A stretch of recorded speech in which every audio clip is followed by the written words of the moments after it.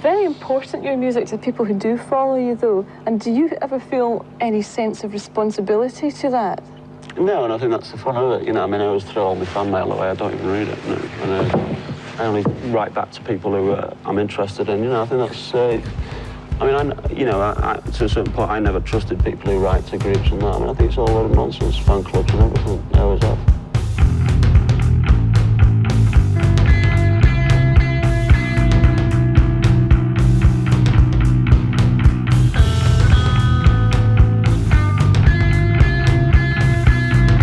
Yeah, we are the fall and we are the best.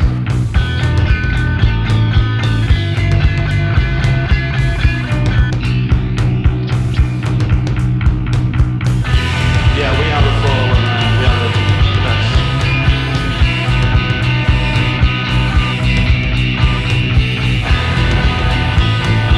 Yeah, we are the fall and we are the best.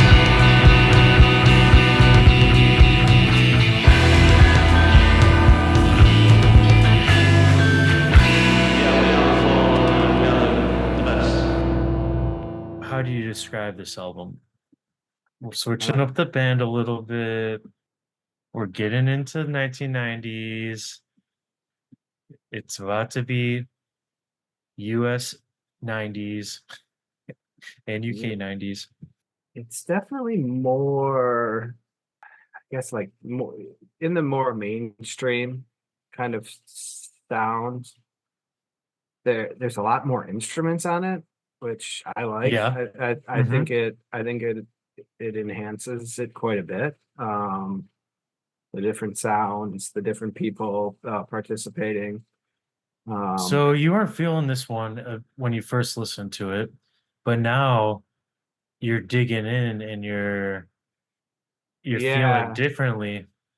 I don't know if my ear has just developed, or it just followed along the path that they were on, and is more accepting of the different sound from what, going from early 80s to this was kind of jarring and not very appealing for me. But I think taking the path with them, it was more appreciated or understood how they got here, I guess. Yeah. That's how I feel too. This album grew on me too, because this was not one of my favorites, but now I think it's one of the most front to back. I think it's one of the most solid as far as accessible, straight. You can get into it if you're kind of like any person familiar or not familiar with the fall, and you'll get something out of it, or you'll find something you like about it.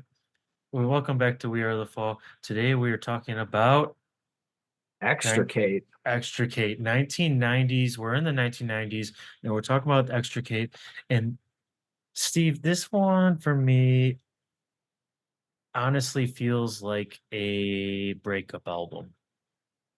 This actually, and I know it's easy to just say that because to project on a lot of these songs as being about bricks and about their relationship ending.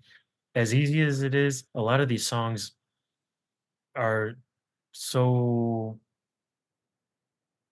depressed. Do you hear that in his voice? Mainly? Yeah. The band is sounding cool. He's not super animated. Yeah. But yeah, I mean, I could have, whereas, kind of self-centered as Mark comes off in his music, obviously personally, I don't know anything about him really. But like, so you wonder how much did this affect him? How much was he dragged down by the downfall of his relationship, and obviously his writing is going to be influenced by it, by the feelings and by the things that are going to have to occur around any sort of divorce. Yeah. But yeah, I don't know if the themes are there to relate to her. Yeah, and I'm not even. But Yeah, I'm saying there are a couple songs where you're like, okay, he it's easy to make a connection there that may or may not be there of it being about bricks or their dissolved relationship. But there's just a feeling on a lot of these songs where the band is sounding really honestly hyper professional, but also the songwriting has improved mainly because of the reconnecting and uh involvement of Martin Brahma coming back to the band, which is huge. They don't sound like this even on Curious Orange and the last couple of albums in 1989 into 1990. They don't sound like songs the way these sound like songs. And that's not to say that either is better than the other, but these actually sound like structured, thought out, well thought or thoughtful songwriting songs where there's multiple parts, there's structure to it, and the band is nailing all of them. But at the same time, Mark has this, it's the first time we've heard it up to this point of his vocal performance on some of these tracks. It's not lacking, but it's not inspired. So there's like a there's just like this very almost like a tiredness to Mark's voice on some of these tracks, which definitely does not elevate the songs, but at the same time, you could hear these tracks on the Peel session, a couple of them, and they are fucking ripping them. I mean, they're killing them. And now we're on the album version. They're a little bit more sedated. They're a little bit more subdued, and they're still good. And the album is still solid. But I don't know. There's something yeah, about it for yeah, Mark. I wonder how that all beyond bricks, how that affected Mark in the way of having Martin back in, having him probably change things, having the band probably like some of the changes that were occurring. I mean, Yeah. Mark never really liked the band as a unit Hmm. working super well Hmm. without his kind of guidance, right? So if there's someone else in Hmm. the room now, all of a sudden making things sound really, really good, and all of a sudden Mark is not as important as he once was. Does he kind of phone it in Huh. as a okay, well, I guess you guys got it then. Fuck you. I'll just be here. I'll do my part. I'll sing it, but there's no life to him. There's no Yeah. whether it's another one of his famous self-sabotage moves or just truly like not liking where it's going. That's interesting because this is a point where obviously there's a change in his personal life, but also this is a point where he makes the decision that to move on from Beggar's Banquet record label and to go to Fontana because he thinks that Beggar's Banquet has basically, I don't think it didn't seem like any ill will, but he just thought it ran its course. Obviously he didn't change the band too much. The addition of Martin Brahma is huge, but he doesn't change the band too much. Bricks leaves, and he adds a bunch of almost. I'm saying he does it, but the band decides to collaborate with a bunch of added musicians on this album, which is really cool and really delightful. But I just wonder if this is the first step of Mark kind of tuning out. Even okay, so before they released this album, they owed Beggar's Banquet more and more album. And what did they do? They didn't go in the studio and make a whole LP for Beggar's Banquet. They basically gave them a album called Seminole Live, which is basically a half and half album of live and some kind of I don't know, tossed off songs. Some of them interesting. They just give them that, and that just doesn't seem like a fall move, right?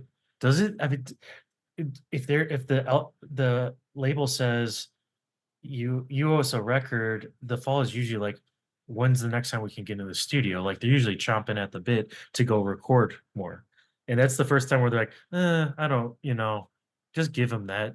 Let's move on. And maybe that was just Mark trying to get more cash, more Yeah, notoriety, or even if he's change anything, like you said. Yeah, or maybe either he had already completely written off Beggar's Banquet and was pissed that he had to do anything for him. He didn't feel like they deserved anything more.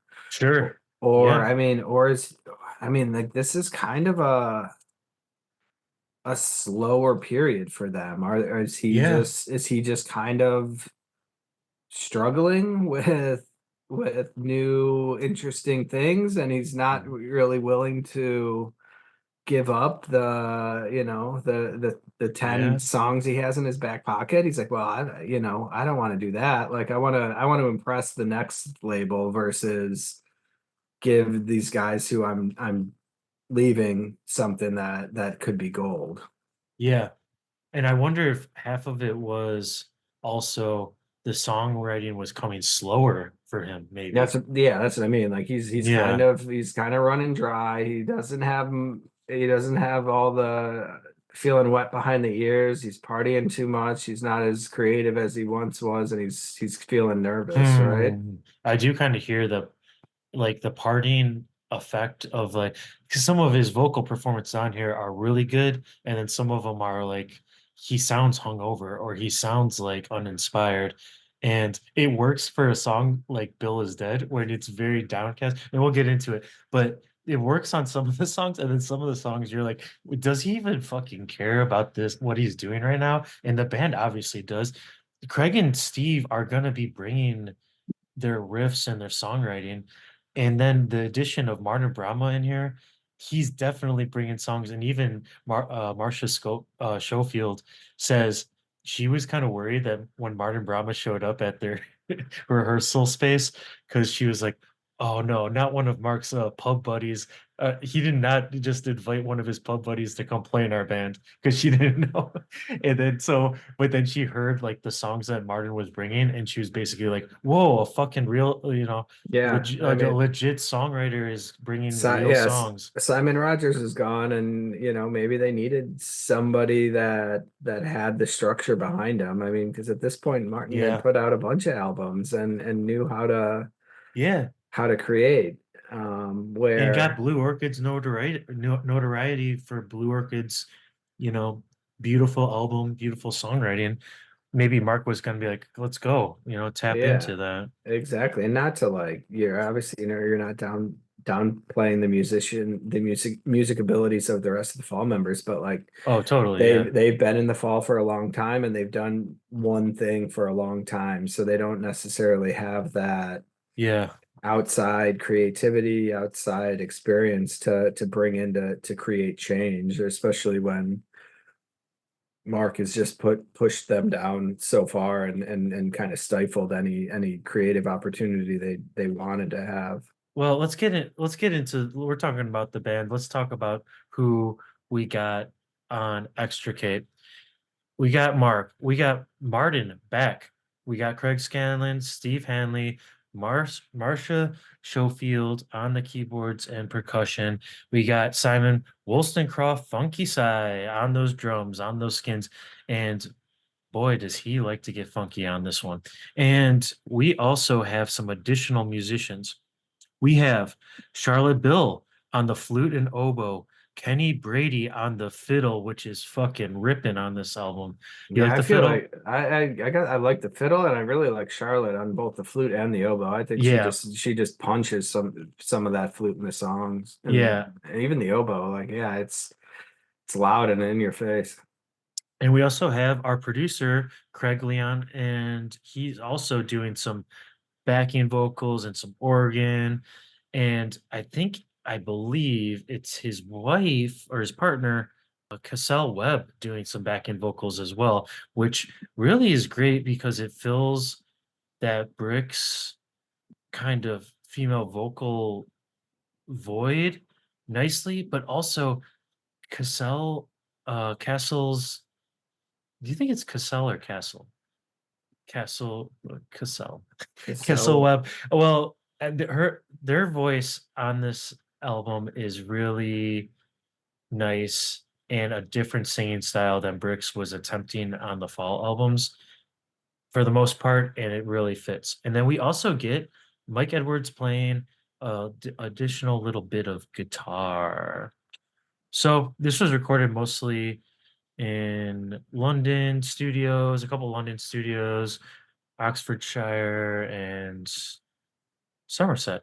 We got a couple 10 tracks. This album doesn't seem that whenever I listen to it, I'm like, is this the shortest fall album? I think it might be because, or for up to this point, because the only song we get over 5 minutes, a rarity, is Chicago Now, and that's a 6 minute song. Sing Harpy is a little over 5. Oh, you're right. You're right. So we get a couple, but we don't really get like the Yeah, there's no 9 minute, 8.5 minute long song yeah. like we're used to. And we also have a couple 2 minutes and change songs on here. So it's a very, like I said, accessible record. And let's get into it, Steve. What do you want to start out with? I think number One. Number one sounds Okay. good. Sing Harpy.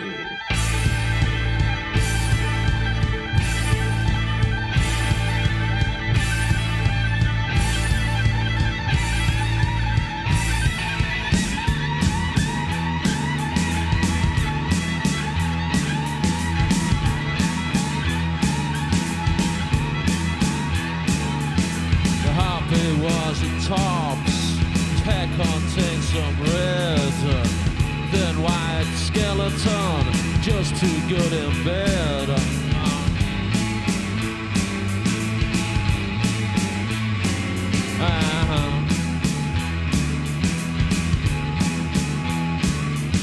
A mother from the circus put her on junior showtime. My father was much worse. Can't put why in this line.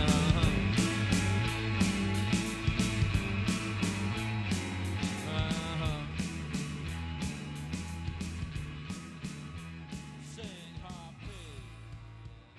Yeah, so I like how they're using the extra members with, like, this one started with the fiddle. Like, I like how they start almost each song with that instrument and just kind of Mm, harness its power to kind of begin the song, kind of get you into it, and then go off on it.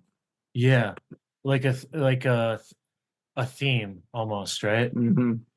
It's really nice. It's something unique that we haven't heard. And also it seems like I think that Steve Hanley maybe even said it where he was excited to be on the new record label because they were used to recording in basically, kind of like middle tier studios and even some low tier studios. And once they got a little extra money from the new record label, they were in a nice studio for once. And he was like, this is nice. This is great. We're finally being treated like the musical band that we are by recording the best. And you can from the first track, from this track on forward, you hear this really nice recording.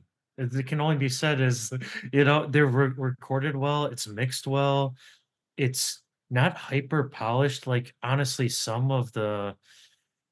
I will say some of the mid 80s albums were, in mid late 80s, were a little bit too pristine or a little bit too sterile, and this one just seems like straight up like band album. Yeah, exactly. Was it produced the producer, was it just too much production going into it, or like, why did it Maybe. sound, Yeah. was John Lepke just kind of above Uh, them in a way that was not necessarily enhancing their sound in the way they needed?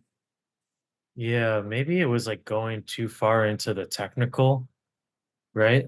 Yeah, Instead of the feel, which the peel sessions really allow them to do, is the pure feel of capturing that, and the technicality of a studio and all the extra steps of mixing, mastering, overdubs, right?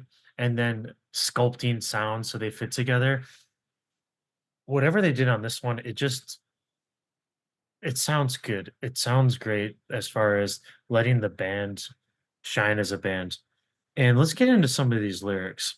Yeah, I was gonna say for this one they're at Southern Studios in London, Swaynard Studios in London, the Manor in Oxfordshire, Wool Hall in Somerset. Yeah, Yeah. they went all over. Yeah, I'm not familiar with the quality of those studios, but I assume good. Good. It turned They out made it. good. It sounded good. Yeah. So the thin white skeleton, just too good in bed, Yeah. packed her plaky bag with blocks of brown cannabis. Cannabis.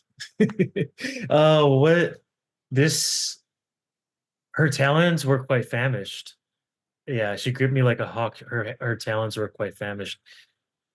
Brix likes to say that she kind of enjoyed, even though this was about her, or she thought it was about her. She said, "Yeah, I was." It's basically says I was skinny and I was a good lay in bed, so I was not going to be mad at that. Yeah, I don't know. I feel like this is less about her and more about some other side piece that Mark had and a Yeah, couple of experiences with some rebound lady yeah, because I don't know, his yeah. hair contains some red bricks. I mean, maybe under the bleach blonde there's some red in there, but I feel like if he delivered the lines with more of his usual vocal performance, it would be, or vocal presence, I should say. If he delivered it with that, I think it would be easier to tell what kind of mood or you're supposed to be feeling. yeah. Because it's so balanced. It's so he doesn't really give us anything with that. And it's the first track of the album. I'm like, what is, I think that might be some of it where it took me a while to get into this album and appreciate it for what it is, which is it leads off with that one, which is very, it's straight. It's straight. The beat is so straight. It doesn't really kick. Honestly think it would be very much improved if they sped up that tempo, made it a little more rocking. Yeah, it's almost like they couldn't bother Mark to get into it, like we were talking about. Like, oh, what if we No play one's it gonna fast? What if tell. we play Yeah. it faster, Mark? Can you sing it faster? No, not today. I wonder if that ever was a case with the fall where one of the band members, and honestly, I think that Martin might be one of the people to do it, which is to anyone saying, Mark, you're not fucking up to snuff, like you're not delivering it. When he's always the one saying that, right? To every band member, they even when they're just destroying themselves to deliver a performance, he's like, no, no, that's not it. And I wonder if anyone was actually basically had the balls to tell him, man, this is fucking not the best. Just do another take of that. He was probably Yeah, out the door. He was probably out the that's door. yeah, exactly. That's what I would imagine. You're Yeah. fucking up the rest of the day if you're gonna do it, and I Yeah. can't. Ruin it. And you might get a great vengeance day the next day, like he's gonna come in all fucking pissy and Yep. fucking and moany and like truly deliver, which I guess Yep. could be worthwhile if you're gonna get what you need out of it. If he's gonna play that game, you might as well play that game with Yeah, him, against him. Yeah, totally. And we've seen so many bands that do that, right? Where it leads to that strife leads to creative juices flowing a little more freely. Yeah. yeah, exactly. Yeah, just the emotion comes out, right? Which is Mhm. it's hard to do when you're doing it day in and day out for how many days and how many weeks and months and years at this point where you're just like, okay, every day is Yeah. kind of the same Mm. as it is. Like, how much are we really committed here to do this today, or is it going to be a fucking slog? Yeah, true. Especially in the studio when everything is exactly what you're saying. It's so the same. It's so monotonous. And then you're like, do we want to do another take of the song that honestly we played last year and recorded for John Peel session, and we got to record it again, but apparently like a for real take.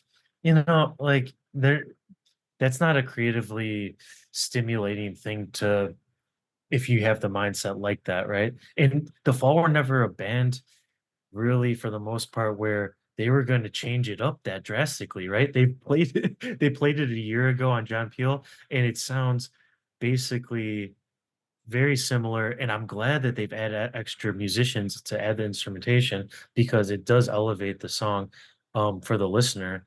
But for the band, it seems like they almost are like they like geared down a little bit to perform, something that seems like a quality take instead of with the pure energy that they're usually known for. And that leads us into track 2. I'm Frank. I'm Frank.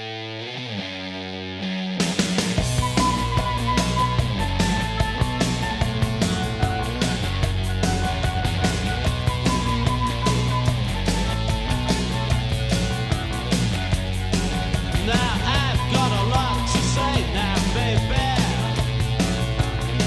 but it doesn't concern me today now, baby.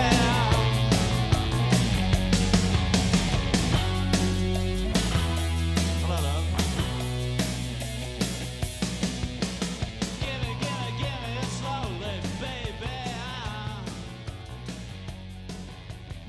This AC is feeling great in here, brother. We got it fixed. Oh yeah. We're pumping can't- out ice cold. We're pumping out ice cold in here. What was wrong with it?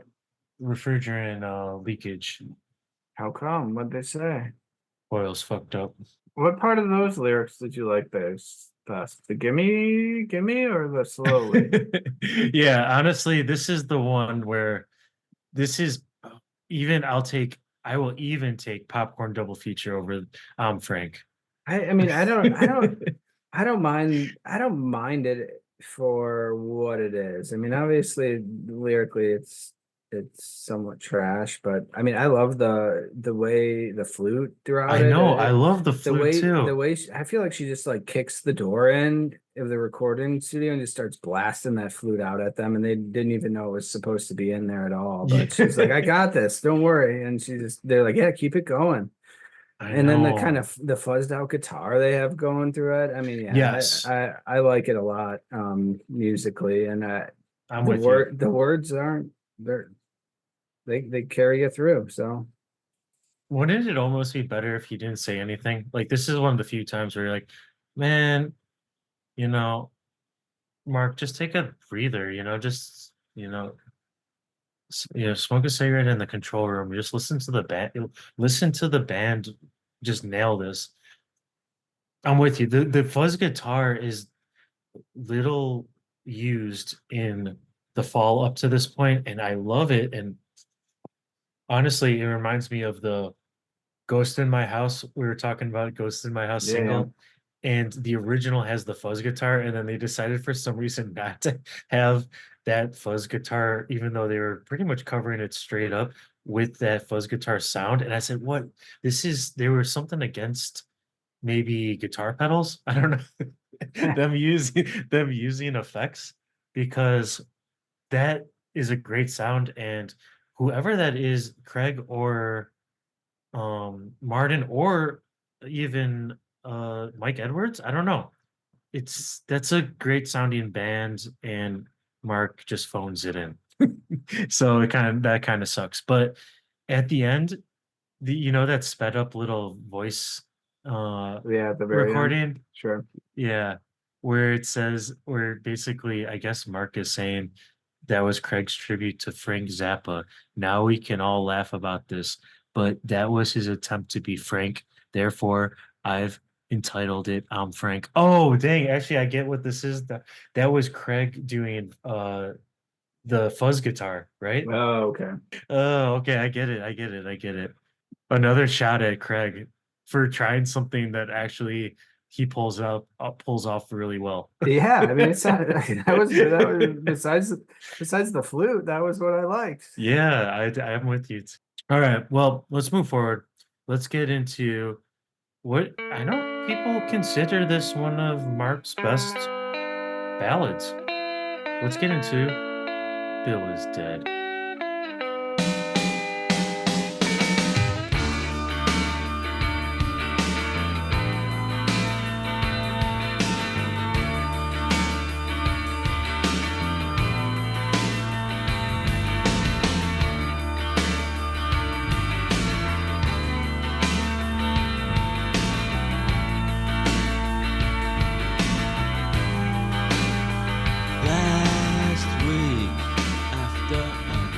thirsty.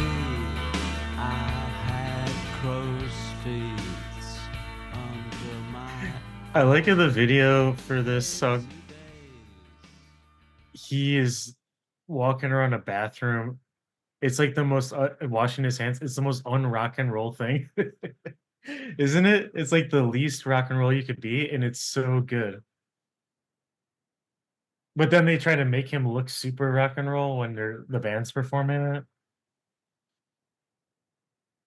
It's good juxtaposition. I like that.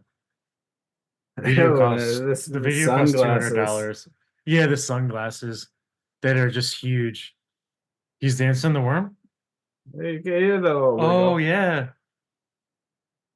yeah. He does a little worm dance, a little shimmy, but mostly just I walking like in a how the circle. glasses appear and unappear. Yeah.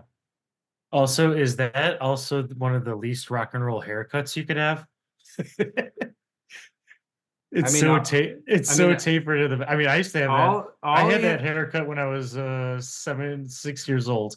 I mean, all he has to do though is shave up those signs, and he'd be the most popular British boy at primary school right now. I mean, I feel like that's the exact haircut all those idiots have right now.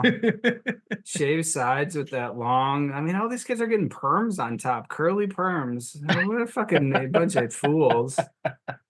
Perma with the With the shaved basically up mullet side, yeah, with the and then cleaned up mullet sides, sometimes. yeah. Yeah.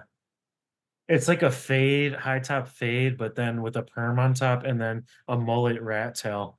Have you seen? There's a great It's kind of cool. there's a great like photo meme of like the stereotypical like English tam hat, you know, with like the Yeah, plaid tam hats. It's like, yeah, oh, totally. people used to wear these hats and they had cleaned up sides. Yeah. He's like, nowadays they don't need to wear the hats anymore because they just have the haircut and it's just it looks exactly like the hat sitting on top of their head.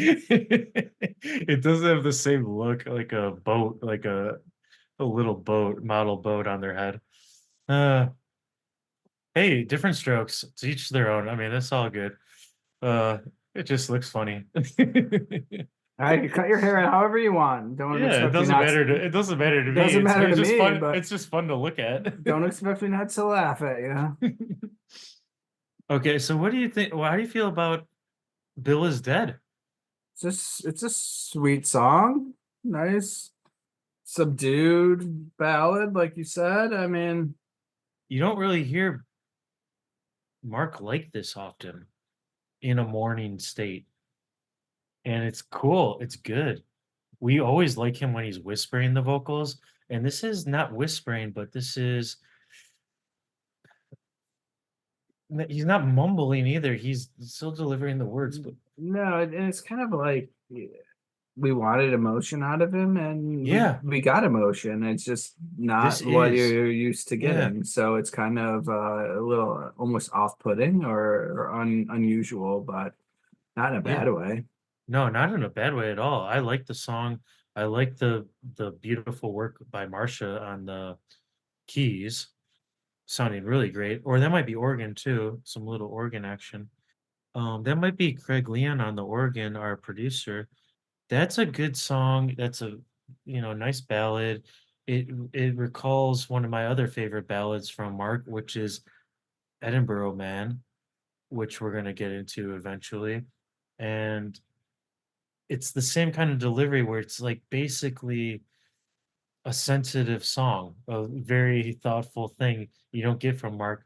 And this is, I think, Mark, even though he had the hard shell and the very abrasive interactions, which could be abrasive with a lot of people, in order to be an artist in any sense, I think you do have to be an extremely sensitive person in order to make truthful art. And I think Mark was, just that he didn't show it was, we all know, we've discussed it plainly enough, is there's an outward perception, there's a performance to Mark's every move. And just because all of those moves and all of that appearance and posing does not show that sensitive side, does not mean it's not there. And I think this shows he can go there. And Yeah, yeah, absolutely. I would have, you can see it in some of the people who knew him and comment on him. I mean, there was love given and love received and things like that. That is beyond the scale of his asshole interviews and his taking a piss on yeah, everybody. yeah. There Mhm. was he was a person outside of his caricature as the lead singer. If you were his mate, you were his real mate, right? I mean, you were, you know, he was gonna give it to you, be there for you. But yeah, it's just he can do it. And this song is apparently because his father, Mark's father, had just passed away right around the time of this album. A lot of interpretation has been given to did he write this song about his dad passing away? But it seems like it was a song probably His about his dad's friend. yeah, or whatever. I mean, I think Mark even said he was like that was kind of the piss take title. Bill's my father's best friend. So, like, is he sensitive to enough to acknowledge where it's truly coming from, or is it you just kind of push it off onto something that's not as Yeah, emotionally draining? Oh no, it's not about my dad. It's about his friend who, was yeah. not my dad. Like I don't have to Hmm. go into it all and say, yeah, this is a tribute to my father, and deal Hmm. with all of that. Yeah, I never really actually thought about it this way, but that makes sense because if he knows he has to perform this live a lot, it's probably best if he takes that, like you're saying, that one step removed and just, you know, it could he probably maybe he originally wrote it about his dad passing, but then he was like, I can't be putting this straight up. I can't be straight up like this because this is not what I do. And so let's put it on, make it my dad's friend. And also it'll make it easier for me to perform this live multiple times if necessary. Yeah, exactly. Right. Oh yeah, this is, and it's in everybody has this person in their life, and this is, why Yeah, don't think about it? This is the greatest time of your life, so enjoy what you got. Like right. versus be, I don't know, not be sad, but be, what I mean? Don't be stuck in where you're at. This is it. Yeah, and I know you appreciate this too. This is the greatest time of my life is a great line because it is loaded with knowing about Mark and knowing, you know, that there could be so many layers to it, which is so fun. But it recalls one of his other great lines in his history, which is, I've never felt better in my life. Right. Yeah. And I've never felt better in my life when he's singing that is kind of the most sarcastic. I take it as that because, as our listeners know, we, as Chicago boys, we much prefer it that way. It's much more interesting. It's much more intriguing to go that route because then it's always going to be, I don't know, it's just way more fun. And so when I hear this is the greatest time of my life over and over again, this is the finest times of my life, Yeah. This is and the it's a biggest sad, times. saddest fucking song that he could write, and it's the greatest time. It's taking the piss out of the actual time of mourning too, which is great because you don't get songs like that from Celine Dion, or anyone else for that matter. Yeah, Rarely. it's got layers and feeling, and yeah, I mean, it's what we asked for, and he delivered it here. I mean, not in the Yeah, screaming intense way, but in the exact opposite of that. The countercoin, and you're just like, man, it's and that's what I'm saying. He sounds tired, depressed on some of these songs, but this one, it like so is so fitting that his vocal performance is exactly that because it says, "Oh, actually, this is actually truthful and natural." While the other points when he's seeing Harpy and he's delivering it with a little bit more subdued than we're used to, it's kind of like, something is actually up with him. And maybe we're reading too much into it, or I am, but I don't really care because it's fun. So let's move on to Black Monk Theme Part 1.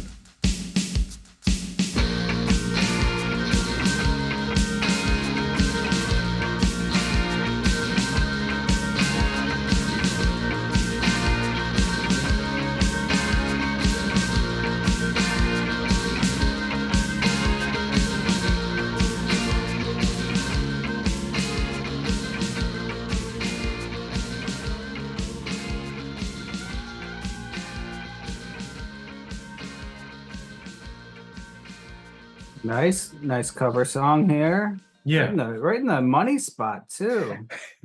Mark and the Monks. Now I could have seen that as like an offshoot side band. Mark teaming up with the Monks to do some garage rock. Or maybe actual monks.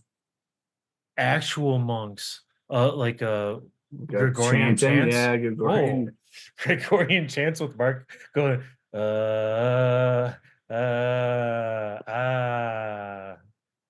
Just making his noises with them while they do that, and he just goes off on his. His crack. Yeah.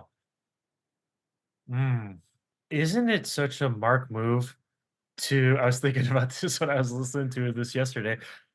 To have such a thoughtful love, reminiscing, nostalgic song, kind of in Bill is Dead, and then the next song is a cover, but also about why do I hate you so much? Yeah, Yeah, it's Yeah. that works.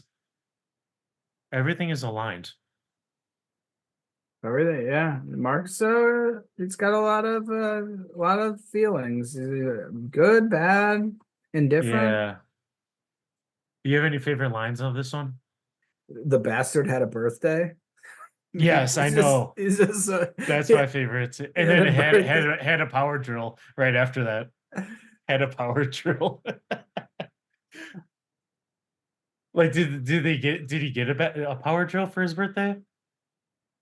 Because then there's like the power drill. There's like renovation and scaffolding talk Yeah. at the end. It's cool. Yeah, stone built, renovate, stone blast, screwed up. Yeah, I love it. Firm guitar. Getting mad about someone who had a birthday. Fucking asshole. How dare you fucking have a birthday around me? This song is really about the exquisite haunting fiddle work Yeah. of Kenny Brady. I was gonna say And it's backing vocals. Ooh, so many creepy. bands nowadays can add musicians and pieces that are just fillers, but it truly, like, I mean, everything they added just enhances these songs so much. Yep. So I think this is probably Castle Webb on the backing vocals, haunting backing vocals here. This is Craig Leon's wife singing, and it sounds great. And let's talk a little bit about Craig Leon, because this guy produced some good ass albums. I mean, just one of the first ones he produced or co-produced include The Ramones, self-titled, 1976. Blondie, self-titled. Also a couple other Blondie records, but then the Suicide, self-titled. So he's really a self-titled producer.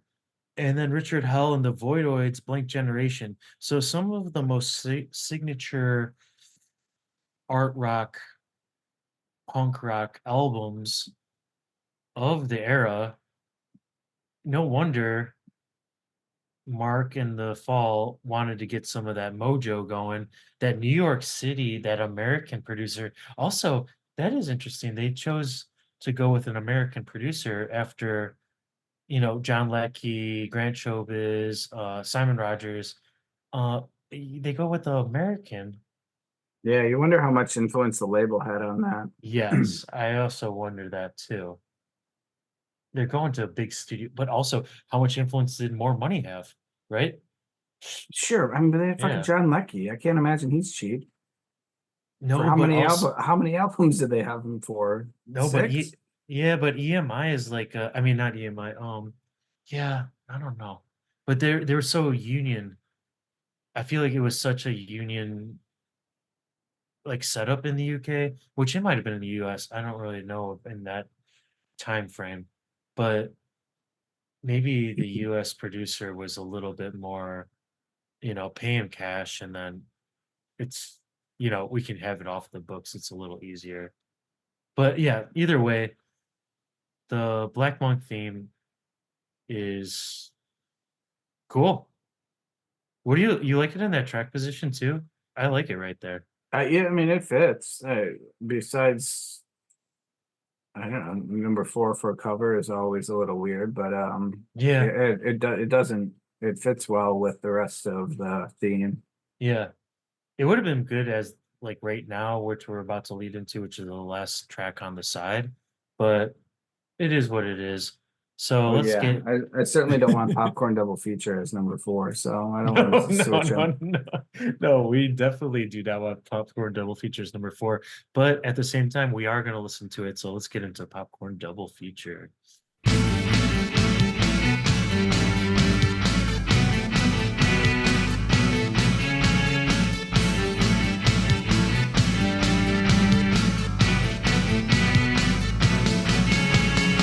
Everybody's going through changes. Everybody's got a bag of his own. Everybody's talking about places that can only be found in the greater unknown. People are dying, the babies are crying, don't nobody care at all. What is it about this one? So I mean, this is another cover song. Yeah, this is another Yeah, cover, back to back cover. That's what I'm saying when we were talking about earlier. Mark, the well was running dry yeah, it feels like for the it. band. Maybe they put out 2 albums in 1980. Oh, in '88, Friends Experiment and Curious Orange, and then '89 they didn't put out anything, and then Seminole Live, whatever, until Extricate. And so something was going on with the band where it was a dry spell. They were not really Yeah, I mean, I in the Did groove. Mark just go on a bender with the Yeah. divorce and just kind of retract? He was Did he going on blow? a bender with the ladies, and we know that Did he blow his wad on a beautiful play? He had no more creativity after seeing his oh, music that's a good and one. Yeah. dance. I mean, I don't know. That's a good point because maybe there was a come down effect, an after effect twilight phase of doing a sold out Or yeah, play or or, ballet. or they thought more was going to come of it than was actually Sold going to out come of it. I mean, sold out ballet with good reviews, Edinburgh Theater, or maybe they just historic. or maybe they just created a bunch of music in like that vein, and then we're like, no, that's shit. We've got to stop making Curious Orange type music. Like Yeah. we're not doing ballets anymore. Like let's move on. Yeah. The pressure of actually performing again and writing songs again where you're not going to having a visual accompaniment that is taking the Yeah, or you don't have it. focus. Maybe it was maybe even that was just a nice reprieve for them, where they were writing things for a specific reason. Yeah. We're Yep. writing all Yep. these songs with a theme in mind, with a purpose, and then all of a hmm sudden you're left with nothing to shoot for, and you're kind of like, oh shit, where was I? hmm Like how do I get back into the groove that I was in before that whole experience? Yep. Yep. I totally see that. I totally feel that. I don't know, for whatever reason in this song, all day long I sing hot dog double feature, and Hot I'd dog like double feature. Yeah, that Yeah, I don't. that It sounds doesn't. good too. It doesn't make any sense, but I would love to hear like a Weird Al parody of this song. Just singing about hot dogs instead. I think it'd be good. Yeah. What do you think Mark liked about this song though? To choose this as A cover. a cover and a song to put on an album, not even a single. Even though I think it is on single It too. is on a single, yeah. Mhm. I mean, yeah, I don't know. To pull it from a single onto this is Filler. yeah, truly. I mean, truly seems like it's filler. It Like, I really mean, is. 10 tracks and 2 of them are covers, and you're just I also don't, as much as we like the fiddle on that, it sounds almost digital. It sounds, however they recorded it, it sounds fake. It might have been keyboard strings because it even doesn't sound like fiddle. It sounds like a violin. Yeah, it's because the just first not, song sounded like Sing Harpy sounded like a violin too, but yeah, it I don't did. think there's any violin. It's fiddle. And what's the difference between violin and fiddle? Fiddle, you can just play it like holding it against your chest. Yeah, I think you just play it a You play it lot. however you want. Yeah, you play it a Yeah. lot you play it a lot faster and you don't actually have to play notes. You Yeah, just do what you you don't play want. notes. Yeah. I like that better. Oh, no, I like a violin. I like a good violin too. Don't get me into bluegrass. Do not start. Do not get me into bluegrass. I can't handle that. Let's get into this album art. We're halfway through. Let's take a look at Extricate from the Fall, February 19th, 1990 on Fontana Records, and Cox Sinister as well. Label started for the fall. And let's look at this artwork. I mean, I'm digging the cover. I love the cover. Yeah, pretty collage package. Like maybe a tied up portfolio, perhaps. And yeah, it's I think you're right. It's supposed to represent some sort of package, but the actual material, know what it looks like to me is cardboard. And I don't know if that's the case, but it looks like painted cardboard, which is Yeah. really cool. Yeah, it looks like Collage. maybe a cardboard added to like a manila envelope because it looks like Mm, not a manila envelope but a file folder because it's got yeah. those tabs on the top. But then yeah, you can Hmm. kind of see the striations throughout it that does look like cardboard, but they're not parallel, so it makes me feel like those were added. No, yeah, I can see what you're saying. And this cover was made by Anthony Frost. And Anthony, you did a bang up job, mate. This is looking fucking great. I really like this. This is the first time that I'm really like, this is one of the, honestly, this is one of the best fall album covers for me because I think it actually fits the fall's audio aesthetic. Because the black, I don't know how you feel, but usually black color in general, I associate very much with the fall sound. And I don't know what it is, blacks and grays. There's something about it. It's just very fitting. The text looks great. I like the they got, have you noticed they got rid of the period Yeah, after the fall? They've added a backslash, and that's cool too. I mean, that's added a little extra flair. just But like the font changes. It's big yeah, for you. yeah. No, no, I like the font. Yeah, yeah. Yeah, I no, like I the agree. I font agree. subtle. The period didn't make much sense. Yeah, the period was unnecessary, but a slash is at least it's something. Double That's slash, another slash in front of extricate as well. yeah, and a slash in from Extricate too. But what would you pick as your color for the fall? Signifying Um, color. I think black on. I think like you said. I think this does represent him. I think the black with a big splash of color Yeah, is good. yeah. It's even the reason why I like Ben Sinister, even though, you know, it's technically not the best cover or the most interesting. It's just for me the most fitting to the sound.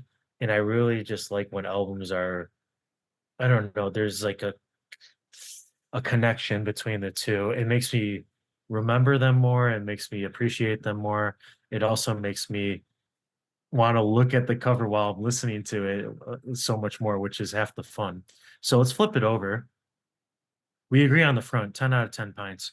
Let's look at the back, and we get this montage of the band. Kind I of mean, this is two different, yeah. this is the 90s right here. I feel like. Yes. You would be correct in saying this is the 90s because this is 1990. And what do we got here, Steve? What are these how would you explain these photos to the listeners that don't want to look this up? I mean, they're not headshots, they're waist up shots, but I mean, basically kind of headshots. You could imagine this took a while, get a lot of different views. Look over here, look over there, look, do this, do that. I mean, Marsha's, is that her hair in her fingers, or is that she has super Yeah. long nails? I That's think her. it's gotta I be know. her I hair. thought it was super long nails too going into her hair, but it is I her can't hair. imagine she's playing She's pulling. fingernail. She's She's playing playing with her keyboard hair with those nails. with super long acrylic Pointy, nails. pointy Yeah. finger. Let's hope they're acrylic nails and not actual her nails that she grew out that long. Man. We're talking 5, 6, 7 inches long. Pointy too, they appear. Yeah. I had a teacher in That's high, why you in had high school that had super duper long nails, like 6, 7, 8 inches, and they would break off and she'd just glue them back onto the rest of her nails. It was oh disgusting. dang. I would have been like scratch my back.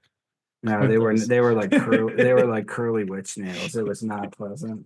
Even Craig looks kind of like like Craig kind of looks like he's posing for his high school yearbook photo. Oh yeah, it was the senior year shot. Like, Yeah, oh, these he are your does. graduation photos. I love the look on his face though. It looks so serious. Like he's got this 1,000-yard stare that looks really cool. Marcia looks a little bit overposed. Like that does not look that natural, but also they're catching her in a weird pose. So I don't know if I. But Yeah, it's then almost like Simon, it's almost, if it wasn't for the shadow from Marcia, you would almost imagine that these were all like individual shots versus yeah, actually yeah, standing next to each other. yeah, they do change the background on both of these, but yeah, Simon Wollstonecroft is all as usual, kind of looking off into the side, and Mark is in his half leather, half suede jacket, black shirt. Looks almost like he's wearing a black sweater vest, buttoned up. Mark looking. I'm gonna say that's not his best haircut. The thing that really takes the spotlight here is not Steve Hanley. Martin's bright and shiny shirt is the take me away. That's to take me away. That is a shiny, shiny shirt. That shirt, it almost is reflective like a disco ball. And I think that is actually what it's going for. It's kind of like a disco ball vibe. Yeah, I And mean, very interesting. yeah, I mean, And yeah, if it was, I would. It's very. It's almost like a puffy shirt. It's very it's got a kind of a pirate kind of pirate. sleeves. The sleeves, yeah. So I mean, things in the '90s weren't as fitted as they are today, Gavin. Like, give them a break, you know. No, remember they're baggy, You couldn't just buy a but the fall's nice. not baggy. But Martin hasn't been there that long, and he's changing things for them. Flair. Flair, look So at this. you get some of Mark's writing on the inner sleeve notes and some lyrics and things like that, but we'll leave that up to you to explore on your Not own. not too much there. Yeah, not too much, but go check it out. Overall, front Check it cover out. fucking rocks. Also, just real quickly, the variant covers, there's like a album sampler that was basically this an alternate kind of visual on the front, which was just a gray background, but a different painting. And then there's the I'm Frank fall, I guess, single, and that looks fucking bizarre. What is that? It looks like Britney Spears, bald Britney Spears with elf ears. You see that, Steve? No, I didn't It's see on that one. it's on the fall.org. It's on the Extricate. Oh, down. Better go down. Nice. Yeah. So it looks like Britney Spears with elf ears and a Yeah, like collage. maybe if when she shaved her head and Yeah. then got almost But like that's it's Frank. almost kind of like when Britney Spears got fell in love with Shrek and turned into like some sort of ogre instead of a It hot does look chick. like shit. It does look like shit. Okay, let's get on to the music. Let's get on to the music here. Flip this sucker over and let's head into telephone thing. Telephone bang.